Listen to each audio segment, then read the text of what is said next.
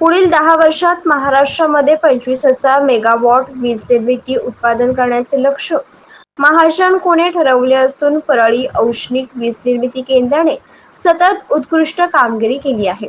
भविष्यातही हे केंद्र वीज निर्मिती उत्पादनात राज्यात अग्रेसर राहील असे प्रतिपादन महाजन कोचे संचालक संजय मारुडकर यांनी केले.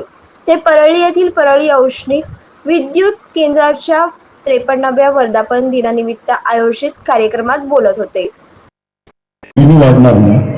आणि लास्ट इयर म्हणजे मी तुम्हाला सांगू इच्छितो की आपण 8,000 कोटी रुपये ऍडिशनल रेव्हेन्यू मिळवला. जवळजवळ 10 महिने आम्ही लोन नाही घेतलं. आपला खर्च आमच्याच इन्कम मधून भागवला. जसं ह्या गृहिणी घरातलं बॅलन्स शीट मेंटेन कराल, नवऱ्याचा पगार किती, आपला महिन्याचा खर्च किती, पोराबाळांना किती, शाळेची फी किती, त्या पद्धतीचं अर्थकारण आपल्या कंपनीमध्ये आपण राबवलं आणि वी कुड सेव्ह अबाउट 1200 ते 1300 कोटी रुपयाचं इंटरेस्ट आणि आपल्या लोकांचे थोडंसं म्हणजे कोळशामध्ये बचत केली आपण. असे 1300-1400 रुपये कोटी आपण वाचवले.